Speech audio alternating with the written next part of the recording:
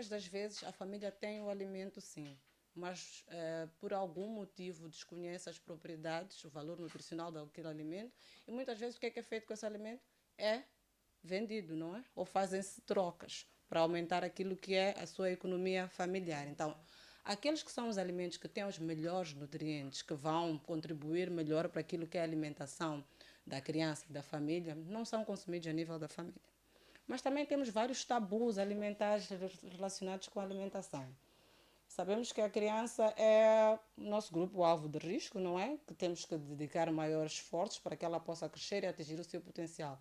Mas muitas das vezes, tanto a criança como a mulher grávida, existem tabus que estão relacionados ao consumo de alguns alimentos que são de grande importância e têm muitos nutrientes para este grupo-alvo. E havendo estes tabus relacionados com a alimentação, posso dar um exemplo. Diz-se que a mulher grávida não pode comer ovo durante a gravidez, porque a criança vai nascer careca. E o ovo é um alimento que tem muita proteína, é um alimento que ajuda muito no crescimento. Mas esse tabu do ponto de vista científico é válido, doutor? Não, claro que não, claro que não. Então, o nosso trabalho tem que ser mesmo no sentido de desmistificar este tabu. Existem vários tabus também relacionados a outros alimentos que têm grandes propriedades nutricionais. E isto acaba também afetando aquilo que acaba contribuindo para a desnutrição crônica. Mas nós também temos outros aspectos, que é o acesso aos serviços de saúde, não é?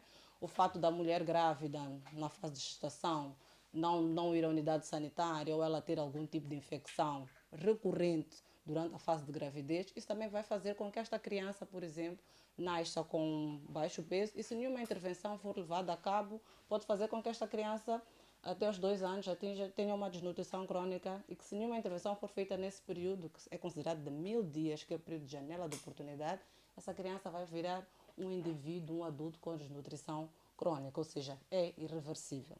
Mas também existem outros aspectos relacionados, por exemplo, com a alimentação da criança. O leite materno. O aleitamento materno exclusivo, nos primeiros 6 meses de vida, é o melhor alimento para a criança. É o alimento que não existe nenhum alimento completo. O alimento completo seria um alimento que tem todos os nutrientes, que dão energia, que protegem das doenças. Não existe nenhum alimento que tenha todos estes componentes, mas o leite materno tem estas componentes todas nos primeiros 6 meses. E o fato das crianças não serem amamentadas exclusivamente nestes primeiros 6 meses também faz com que elas sejam mais propensas a ter essa desnutrição crônica. Mas, doutora Júlia, há muitos fatores que condicionam a amamentação exclusiva. Essa amamentação dos primeiros 6 meses, muitas mulheres trabalham e ao segundo mês, algumas até ao primeiro, não é? Têm que abandonar as crianças em casa e ir ao trabalho. Que ferramentas, que estratégias estas mulheres, estas famílias podem adotar para que mesmo tendo que começar a trabalhar, portanto, deixar a criança em casa, esta criança possa ser amamentada exclusivamente até o 6º mês de vida? Ok. Nós reconhecemos que existem realmente dificuldades para a mulher que trabalha. Mas existem sim algumas ferramentas, existem sim algumas estratégias, existem algumas técnicas que podem ajudar esta mulher que trabalha, ok, a amamentar a sua criança exclusivamente durante os 6 meses. Como, por exemplo, se a mulher que trabalha na fase que já está para começar, depois da licença, ela pode retirar o leite, ok? E guardar na geleira, no congelador. No congelador o leite pode ser guardado por 3 a 6 meses. Okay? E na geleira pode ser guardado por um período menor. E quem estiver com a criança em casa, normalmente nós temos uma irmã que fica a cuidar dos nossos filhos, para quem tem condição tem uma empregada que fica a cuidar do filho. A pessoa que estiver em casa vai retirar um pouco do leite e vai preparar o leite para a criança. Okay? E este leite tem que ser oferecido sem o uso de beberon, porque o beberon tem também os seus riscos da higiene, da higiene e nem só. Pode haver uma confusão de bicos, a criança pode deixar o bico da mãe, o seio da mãe, para querer o beberon. Mas também tem muitos riscos de infecções por aí. Mas também existe uma possibilidade para aquelas mães que vivem perto do seu trabalho, não é? Okay? Que alguém possa levar a criança para o seu trabalho para que ela possa amamentar. Então, existem algumas possibilidades para estas crianças. E a retirada do leite em casa e deixar com que alguém que esteja com a criança possa oferecer. Muitas das nossas colegas já fizeram isto e colegas moçambicanas que trabalham para a função pública e mostraram que é possível e é eficaz. Doutora, o impedimento de bebê do aleitamento exclusivo não tem apenas a ver com os fatores que a Zita mencionou há pouco. Também temos casos de mulheres, sobretudo jovens, que se recusam a amamentar, alegando que querem preservar a elegância. É verdade, é verdade, é verdade. E sobretudo nos centros urbanos. Exatamente, exatamente. E realmente temos também este problema, não é? Que acaba também condicionando aquilo que é o aleitamento materno. Mas eu acho que a mãe tem que ter em conta que ela tem que trabalhar em prol da saúde daquela criança. Se uma criança é amamentada ao peito, a probabilidade desta criança não ir à unidade sanitária, não ter nenhum tipo de infecção respiratória, não ter diarreia, dela crescer saudável, é maior. Okay? Então, eu acho que a mãe tem que contrabalançar. E mesmo nos centros urbanos, onde temos as mães que têm um pouco mais de condição, que preferem não dar de mamar, porque ficam com receio que tenham os cheios mais caídos e optam por comprar o quê? As fórmulas infantis, os leites artificiais. Estas fórmulas infantis, estes leites artificiais também acarretam riscos para a saúde desta criança. Ok? Muito bem, estamos a falar de um problema gravíssimo e que no novo relatório sobre crianças, alimentação e nutrição divulgado semana passada, o Unicef advertiu para a existência de consequências alarmantes da desnutrição crônica. Que consequências são essas, sendo que em junho deste ano, num outro relatório divulgado pelo FDC, a PCA do Fundo para o Desenvolvimento da Comunidade, Graça Machel, disse que se Moçambique não levar a sério o problema da desnutrição crônica, poderão aqui existir adultos que não são capazes de pensar por si próprios. Quais são essas consequências alarmantes da desnutrição crônica? Okay. Falar de desnutrição crônica é falar de um problema grande e que ao mesmo tempo é invisível. Porque eu vou dar exemplo. Nós vamos às nossas comunidades, encontramos crianças a correrem, que aparentemente têm 5 anos, mas quando nós perguntamos que idade é que esta criança tem, ela vai nos dizer que tem 10. Já vem uma primeira consequência da desnutrição crônica. A desnutrição crônica é uma carência nutricional, ou seja, causada por um déficit de consumo alimentar por um período longo. E o que é que vai acarretar esta carência nutricional, este consumo inadequado de alimentos? Vai fazer com que esta criança seja pequenina para a sua idade. Por isso é que encontramos estas crianças de 10 anos com aparência de 5. Esta criança tem uma falência de crescimento. Mas esta desnutrição crônica, além de ter essa falência de crescimento, é uma criança que não vai crescer, não vai se desenvolver muito bem. O seu cérebro está atrofiado. É uma criança que vai repetir de classe várias vezes. É uma criança que na escola tem muita dificuldade de aprendizagem e é uma criança que está exposta a muitas infecções. Ela corre risco de ficar doente várias vezes. E ao longo do tempo, como a desnutrição crônica é irreversível, vai virar um jovem dos seus 12, 13, 14 anos com desnutrição crônica que vai ter os mesmos tipos de problemas. Falha no crescimento, não vai aprender e não vai contribuir muito para a sociedade. E vai virar um adulto sem força para trabalhar, um adulto que não vai contribuir muito para a nossa sociedade. Então, esta desnutrição crônica tem impacto negativo a nível individual, mas também a nível da sociedade. Aliás, dados indicam que 19% das reprovações de classe nas escolas têm a ver com a desnutrição. As consequências, doutora, da desnutrição são irreparáveis. Ainda que na fase adulta, esta pessoa passe a consumir alimentos nutricionalmente ricos, não vai conseguir resolver este problema. O problema da desnutrição crônica deve ser atacado nos 1000 dias. 1000 dias significam o quê? 270 dias da gravidez, 365 dias do primeiro ano da criança, mais 365 dias do segundo ano da criança. Se neste período nenhuma intervenção é feita, é levada a cabo, se a criança não é amamentada exclusivamente, se na fase que começam a introduzir os alimentos não são introduzidos de forma adequada, se ela não consome aqueles alimentos em quantidade e qualidade que ela precisa para o crescimento, não vai à unidade sanitária para receber os cuidados que deve receber, esta criança pode entrar num período de desnutrição crônica. Isto para dizer que se até os 2 anos nada é feito, é irreversível. Certo. Moçambique contou com várias estratégias para lidar com a problemática de desnutrição, sobretudo crônica, sendo que a primeira cobria um período de 10 anos e há muito investimento que foi feito nesse sentido. Todavia, não se conseguiu alcançar aquilo que era o objetivo central, reduzir os níveis de desnutrição, quando muito notou-se uma estagnação e em alguns casos houve até alguma extensão. Onde é que falham as estratégias? Eu não lhe diria que as estratégias falham. O que eu posso dizer, talvez o que é que podemos fazer mais e melhor para mudar este quadro. Eu acho que eu reconheço que o país está a fazer muito. Se nós virmos a nível dos diferentes setores que contribuem para a redução da desnutrição crônica, muito já está a ser feito. Infelizmente não tivemos esta redução. Estamos com os níveis estagnados já há cerca, talvez 11 anos que temos níveis estagnados de nutrição crônica.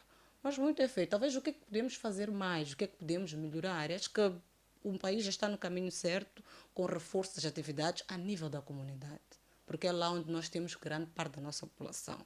Se nós dotamos estas nossas comunidades de conhecimento, de ferramentas, para que elas possam tomar as melhores decisões em relação à alimentação, em relação à sua saúde, eu acho que contribui mais. Dizer o que é que está... Talvez temos que reforçar mais estas atividades a nível da comunidade, que já temos feito, mas já temos que fazer mais, não é? Há muitos intervenientes neste problema. A dispersão destas forças, que são em número suficiente, doutora, não acha que contribui para que a mensagem não atinja o objetivo essencial perseguido? Olha, posso dizer que sim, porque... E cada interveniente é uma política.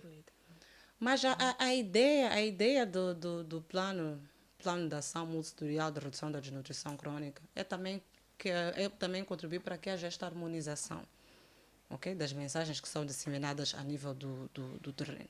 E muitas intervenções estão a ser feitas neste sentido. Por exemplo, o Ministério da Saúde tem uma estratégia de comunicação para a mudança de comportamento, que é uma estratégia orientadora que engloba todos os intervenientes que fazem parte do plano de ação multissetorial para a redução da desnutrição crônica, que é uma estratégia que deve ser implementada tanto pelos parceiros, pelos doadores, pelos diferentes intervenientes. Então, existem instrumentos que já harmonizam estas mensagens. Acho que sim, temos que fazer mais, temos que disseminar mais, temos que tentar alcançar mesmo aqueles que são inalcançáveis. E consta-nos que o Unicef tem apoiado o governo no combate a este mal, que é o problema nutricional mais importante que o país tem. Que ações em concreto com o Unicef têm estado a ser desencadeadas? O Unicef tem apoiado o governo na redução da desnutrição crônica a vários níveis. Posso dizer que primeiro a nível de elaboração de políticas, não é? Elaboração de políticas que vão combinar com a redução da desnutrição crônica. O Unicef também apoia em termos de reforço da capacidade institucional a nível do Ministério e também reforço da capacidade institucional a nível distrital, a nível da base. Temos também trabalhado muito na melhoria dos conhecimentos a nível dos atores comunitários. Okay, reforçar a capacidade de conhecimento a nível, treinar os agentes comunitários, porque estes é que vão lidar com a comunidade. Então, temos trabalhado muito desde o nível central, provincial e nível distrital, onde as intervenções estão a ser implementadas. É um apoio técnico e o apoio financeiro que o Unicef fornece ao nível central. Muito bem, estamos a falar de um problema que está relacionado à má alimentação. O que é que se pode considerar de má alimentação? Temos muitos ouvintes a acompanharem-nos e, igualmente, muitos telespectadores que acreditam que estejam seguros e firmes de que se alimentam bem.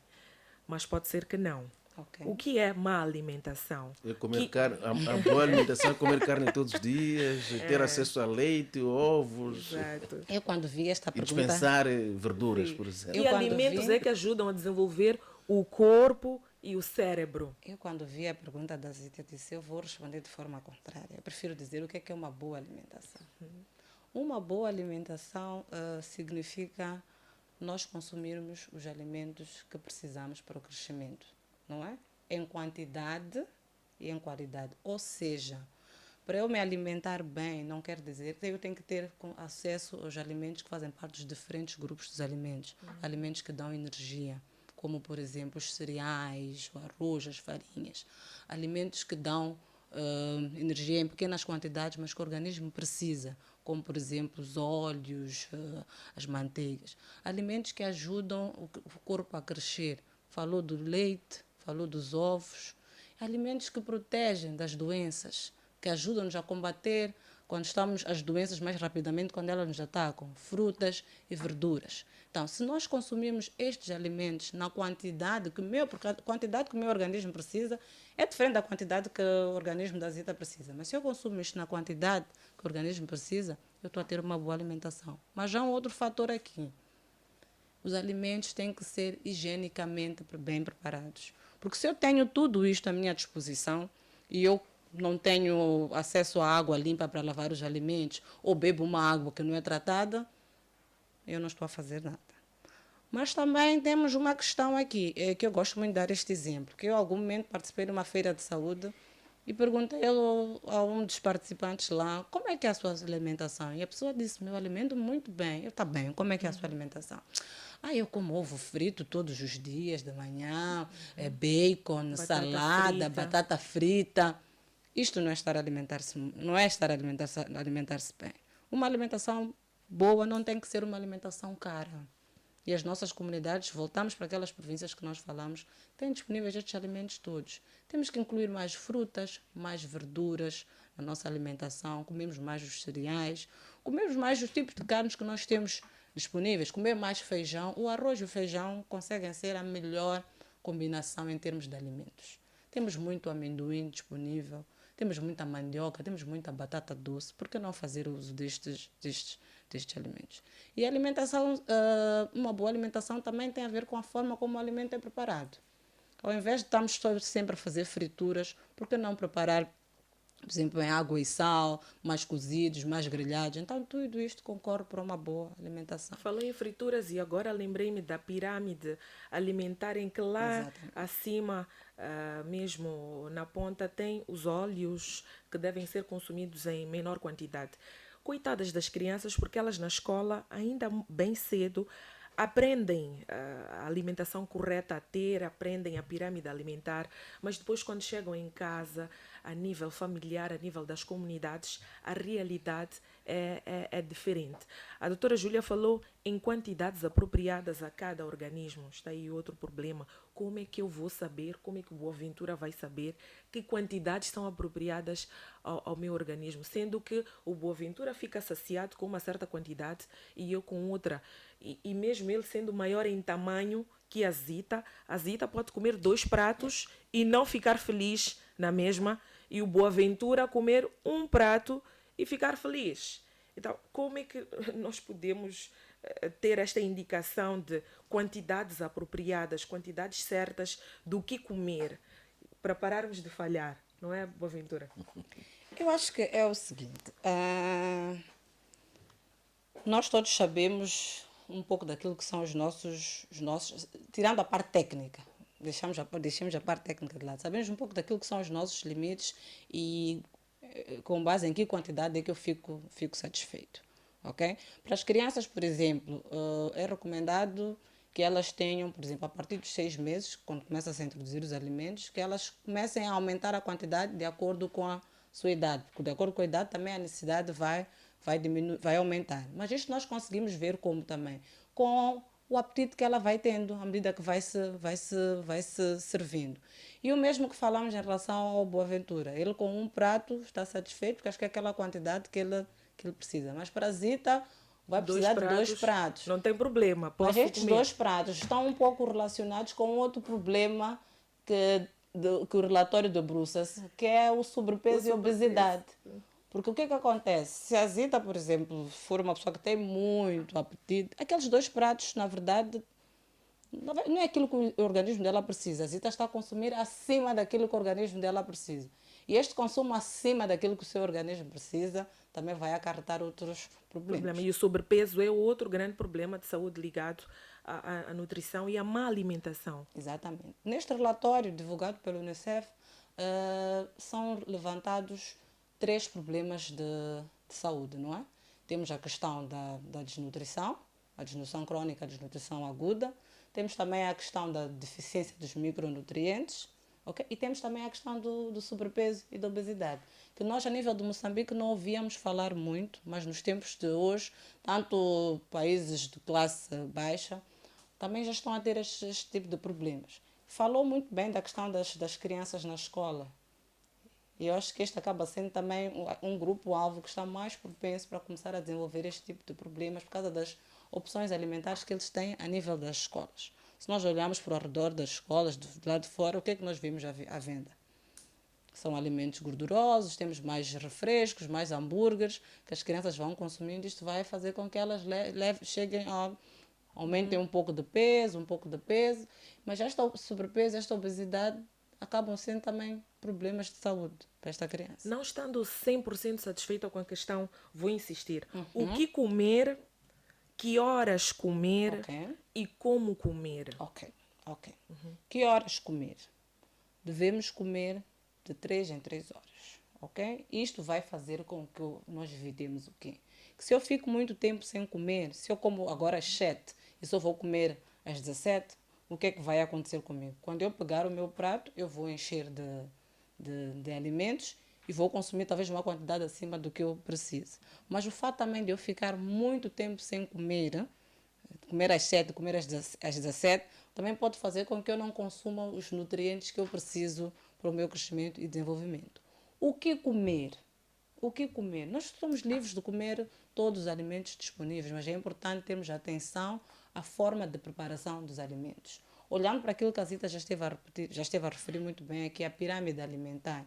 Os alimentos que estão todos na pirâmide alimentar são alimentos que são recomendáveis que se consuma, desde os cereais, frutas, vegetais, os alimentos proteicos, que nós temos as carnes, temos os feijões, temos o amendoim, e à medida que a pirâmide vai aumentando, vai para o topo, temos que consumir em pequenas quantidades já os açúcares e os óleos, ou seja, temos que consumir todo tipo de alimentos, mas muita atenção à quantidade dos alimentos e à forma como estes alimentos são preparados. Não sei se está satisfeita, Vita. Estou satisfeitíssima. A questão da nutrição não se mede apenas com os níveis de alimentação. Há outros indicadores a ter em conta. Por exemplo, os níveis de saneamento do meio em Moçambique são ainda bastante baixos. O nível de cobertura de água também está ainda muito aquém. Qual é a contribuição destes 2 indicadores para o problema da desnutrição em Moçambique? Nomeadamente, o saneamento, que ainda está muito aquém, e também a cobertura de água potável, que também está muito longe de ser satisfatório. Muito obrigada por ter levantado este aspecto, porque realmente, se falamos de desnutrição crónica, não podemos só nos focar na alimentação, porque foi aquilo que eu disse inicialmente. Mesmo que eu tenha uma alimentação totalmente equilibrada, se as minhas questões onde eu vivo, por exemplo, não tenho acesso à água limpa, vivo num ambiente em que existem, posso dizer, a condição de saneamento é deficiente, existem muitas moscas, a probabilidade desta criança, por exemplo, que está inserida neste alimento, ter algum tipo de contaminação por causa do saneamento é muito alta. Isto vai contribuir de forma grande para a desnutrição crônica. Se eu consumo uma água que não é tratada, posso ter doenças que estão relacionadas com água, mas também posso estar a consumir parasitas que vão estar alojados no meu organismo, que por mais quantidade, qualidade de alimentos que eu consuma, os parasitas vão estar a consumir por mim os meus alimentos. Isto também vai fazer com que esta criança não atinja o seu potencial e entre num cenário de desnutrição crônica. Então, é importante que o saneamento e a nutrição andem de mãos dadas. Se uma das intervenções, por exemplo, neste aspecto que o Unicef tem levado a cabo, é trabalhar tanto o setor de saúde e nutrição como o setor de água e saneamento, no sentido de fazer mobilização às comunidades, porque temos muitas comunidades que praticam fecalismo a céu aberto. E o que é que acontece no meu prato se o meu vizinho pratica o fecalismo a céu aberto? Aquela mosca que vai pousar nas fezes que o meu vizinho depositou no quintal ou ao arredor, vai migrar para o meu prato, ou para o prato desta criança. E vai deixar lá todos os micro-organismos, esta criança vai consumir. O que é que vai acontecer com ela? Vai entrar vai ter episódio de diarreia, vai emagrecer, okay? Pode entrar num cenário de desnutrição aguda. Então é importante realmente que as condições de saneamento estejam asseguradas para que não haja esta transição de moscas que vão deixar os seus micro-organismos nos alimentos. Mas também temos a questão do, se por exemplo uma criança fica a brincar no quintal, temos ali, vamos supor que ela de certa maneira esbarra umas fezes de um adulto, ela leva a mão dela à boca, o que é que ela está a consumir? Não está a consumir saúde, não, de certeza. Doutor, vamos beneficiar do facto do Unicef ter uma cobertura quase universal. A nível da região, somos os piores quando falamos da desnutrição, sobretudo crônica? Moçambique? Não, Moçambique não é, graças a Deus que não é o pior, mas os níveis são alarmantes. São alarmantes, é problema de saúde pública. 43%. 43%. Quando é que se considera nível aceitável do ponto de vista da Organização Mundial da Saúde, por exemplo? De 15% a 20% é aceitável. De 15% a 20%. 20% é aceitável. Então temos que reduzir mais da metade. Temos que reduzir. Temos essa possibilidade? Temos esta possibilidade porque, como já vimos, temos muitas políticas em curso. Não falo só de políticas em termos de documentos, mas temos também muitas ações a serem implementadas no terreno que concorrem para esta redução da desnutrição crónica. Então temos esta possibilidade porque, se nós formos a ver muito bem, Moçambique é um dos poucos países que tem este plano de ação multissetorial para a redução da desnutrição crónica. Então já é um passo muito grande a partir do momento que nós reconhecemos o problema. Temos muitos parceiros também a apoiarem o governo na realização, na implementação de atividades que vão concorrer para a redução da desnutrição crónica. Então existem muitos esforços a serem postos a serem levados a cabo a nível do nosso país que concorrem para contribuir para a redução da desnutrição crónica. Então, agora se perguntarmos em que horizonte temporal, talvez... Em 11 anos não conseguimos reduzir nem sequer em 1%. Doutora, qual é, digamos, a estratégia que usam para lidar, sobretudo, com as comunidades do meio rural, onde imperam hábitos culturais, digamos assim? Hábitos culturais, quando são bem usados, é algo que não pode ser condenado. Porque, por exemplo, este problema da desnutrição envolve, acima de tudo, a mulher. E é a mulher que vai buscar as políticas e deve implementar em casa. Mas quando chega em casa, encontra situações em que a sogra não permite uma determinada prática que é recomendável, ou o marido também não permite que aquela prática seja observada. Ok, muito boa pergunta. Em relação às comunidades, o que é que nós temos feito?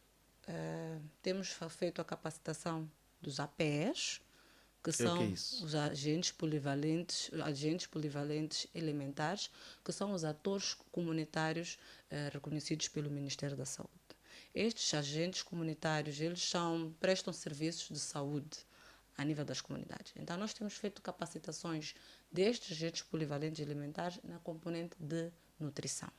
E estes agentes, por sua vez, fazem visitas domiciliárias, fazem encontros a nível da comunidade, fazem sensibilização a nível da comunidade, no sentido de disseminarem boas práticas em relação à nutrição.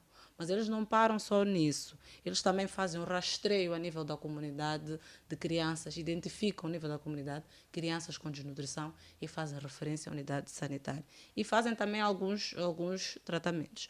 Mas estes agentes comunitários, eles trabalham muito com as mães. No sentido de passarem as mensagens sobre como é que a mãe deve alimentar esta criança. Mas concordo sim consigo que não é só envolver a mãe. Tem que se envolver o pai, tem que se envolver os diferentes influentes, as pessoas que influenciam esta mulher na tomada de decisão. Então, também são algumas intervenções que estão a ser levadas a cabo, no sentido de trabalhar com as mães, trabalhar com os parceiros, no sentido de identificar quais são as barreiras que eles têm, não é? No sentido, em relação à adoção de práticas alimentares, e também sensibilizá-los para melhor tomarem decisões e apoiarem a sua mulher a nível do agregado familiar. Mas também trabalhamos com lideranças comunitárias, porque sabemos que a nível da comunidade o líder comunitário é uma pessoa de muito peso.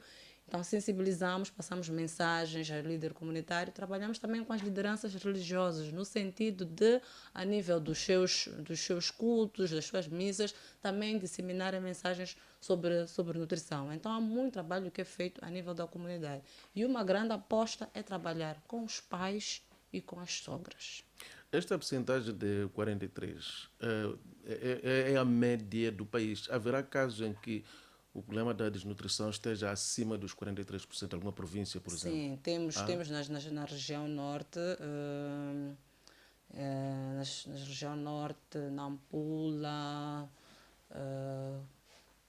Niassa, Cabo Delgado, as prevalências são altas. E estamos a falar das regiões que são, como disse no início, o celeiro do país.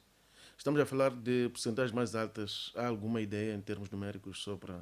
Se não estou em erro, se não é Cabo Delgado, Zambésia, por volta de 55%. E já terá sido feito um diagnóstico específico daquelas regiões para se identificar as causas concretas? Sim, tem-se trabalhado nessas regiões e as causas são são várias. Começamos pela componente de saneamento do meio, ok? Saneamento do meio que é deficiente, que ainda temos regiões que praticam fecalismo a céu aberto. Temos também esta componente cultural em relação aos tabus alimentares, às práticas alimentares, e este aspecto que levantou muito bem, que é a tomada de decisão a nível do agregado familiar, não é? Do poder de decisão. O pai e a sogra que acabam influenciando para que, de certa maneira, algumas práticas alimentares não sejam levadas a cabo. Temos também a questão do acesso aos serviços de saúde, não é? Que algumas mães, por estarem longe dos serviços de saúde, acabam não indo às consultas regularmente com a criança para se fazer o acompanhamento. Mas também temos a componente alimentar, das mais opções alimentares. Quando eu digo mais opções alimentares, posso dizer também pela falta de alimentos, mas também pelo desconhecimento do uso apropriado destes alimentos a nível do agregado familiar. Então, temos várias causas à volta deste fenómeno nas diferentes regiões. Doutora, estes substitutos de leite materno, as fórmulas infantis, que segundo o relatório os leites, a venda e o consumo está a ser cada vez maior, será que oferecem os nutrientes necessários para o crescimento integral de uma criança? Olha, o leite artificial não se pode comparar ao leite materno, nem de longe.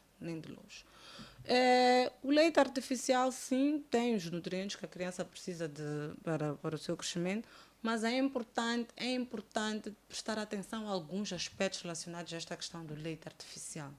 Primeiro ponto, vamos voltar ao debate antigo. Água para preparar este leite. Será que é uma água em qualidade? Não. Os utensílios que nós utilizamos, será que são utensílios propriamente higienizados? Depois temos uma outra questão. O leite artificial é um leite caro, que muitas das vezes o que é que as algumas mães fazem para este leite render mais? Diluem mais, põem mais água. E à medida que eu não preparo de acordo com a recomendação que está no rótulo do leite, eu estou a fazer uma diluição, eu estou a dizer que esta criança não está a receber os nutrientes que ela precisa para crescer. Então, tem muitos aspectos e algumas até ficam doentes. Às vezes, vemos mães a passarem com a criança com um beberon que já está exposto ao sol, não sei há quantas horas. Ou que o leite foi preparado de manhã, mas a criança está ali a tomar ao longo da tarde. E as papas processadas, os famosos Cerelacs e outros, São aconselháveis, são recomendáveis? Eu vou Os iogurtes, os iogurtes. que tanto privilegiamos. O melhor nisto tudo, eu acho que é nós valorizarmos o que existe localmente. Ao invés de comprarmos os produtos processados, porque estes produtos processados também estão muito relacionados com aquela problemática que nós levantamos antes, com esta questão do sobrepeso, da obesidade. O ideal é nós utilizarmos os produtos que nós temos, produtos Fruta naturais. natural. E como já Produtos não- naturais porque eles preservam as suas propriedades, as E suas como já não temos vitaminas, agricultura minerais. orgânica, pior ainda. Mas temos que lutar para isto, realmente. Doutora, qual é o peso? A doutora não se referiu ao componente das gravidezes precoces. Será que Exato. não entra na equação da desnutrição? Entram. Entram. As gravidezes precoces entram sim na componente da desnutrição, porque muito bem disse, gravidez precoce. É uma gravidez antes do período recomendado. Então, esta mulher que engravida antes do período recomendado é uma criança que vai gerar uma outra criança. É uma criança que está em crescimento e ela vai competir com os nutrientes da outra criança que está dentro dela. Então, esta mulher que é uma adolescente que engravida antes do tempo, ela realmente também tem a probabilidade de gerar uma criança de baixo peso, porque ela não está, o organismo dela não estava preparado para uma gravidez. E o espaçamento dos nascimentos?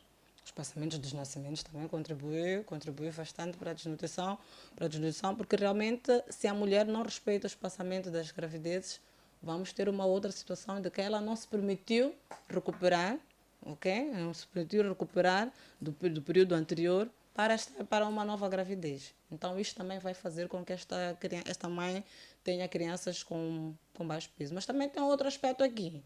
Tem outro aspecto aqui relacionado com o espaçamento, que é uma mãe que vai estar a tomar conta de duas crianças pequeninas ao mesmo tempo. E não sabemos se ela vai ter capacidade, não é? De melhor gerir, de melhor alimentar esta criança. Então, Qual é o espaçamento considerado ideal? o espaçamento ideal é de 2 anos.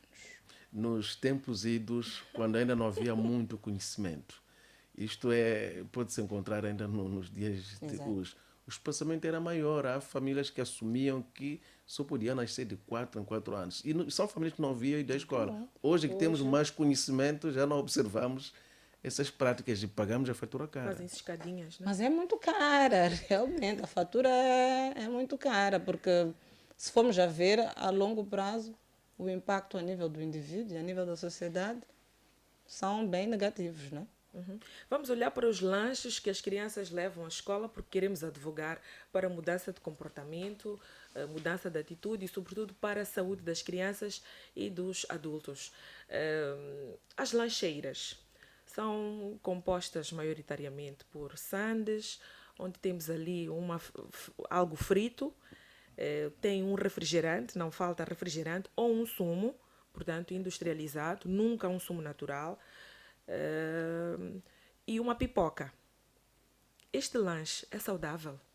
O lanche que a maioria dos pais, permitam-me dizer, se eu estiver errada, perdoem-me, luta para proporcionar às suas crianças uma sandes, que inclui, repito, uma fritura, um refrigerante ou um sumo e algumas pipocas. E a pergunta da Zita é se este lanche é saudável ou não. Acho que a Zita já respondeu. O lanche não é saudável. Este lanche, Aquele lanche daquela fala. esse o lanche que a Zita referiu, não é saudável. É um lanche que, em termos energéticos, em termos de energia, vai fornecer energia a esta criança. Não podemos desmerecer isso. Mas em termos de balanço de energia e aqueles nutrientes que a criança precisa, por exemplo, uma fruta, não ouvi a fruta neste lanche. É um lanche que tem muita gordura e tem muito açúcar. E o que acontece com o consumo excessivo de gordura e de açúcar no meu organismo? Se eu consumo muita gordura e muito açúcar, o que vai acontecer? Grande parte deste açúcar, por exemplo, este açúcar que falou dos sumos, dos refrigerantes, é um açúcar que é rapidamente absorvido pelo meu organismo. E depois o que acontece? Vai fazer um acúmulo de gordura no meu organismo. E o mesmo acontece com a gordura. A gordura, o organismo vai absorver a parte que precisa, mas o excedente vai converter em gordura. E o que vai fazer com que esta criança tenha um aumento de peso, vai engordando, fica com sobrepeso. Mas além disso, porque não é só o sobrepeso e a obesidade. Sobrepeso e obesidade estão relacionados com aparecimentos de outras doenças por causa do acúmulo de gordura na corrente sanguínea. Como é o caso das doenças cardiovasculares, doenças de coração, como é o caso de diabetes. Então é importante ter muita atenção. Estes lanches não são os lanches mais apropriados. O que é que deveria compor o lanche de uma criança? Por que o lanche desta criança não tem fruta? Por que o lanche desta criança, ao invés de sumo processado de refresco, por que não leva uma água ou um sumo natural? De frutas que nós temos disponíveis, de fruta da época. Por que ao invés de levar essa fritura, não leva uma batata doce, não leva uma mandioca, não leva um inhame? Por que não? Boas perguntas. Julia Nhankula, especialista em nutrição no Fundo das Nações Unidas para a Infância, Unicef, a nível de Moçambique. Foi a nossa convidada a este Metabista em que refletimos sobre a problemática da má alimentação que afeta a saúde da criança um pouco pelo mundo fora.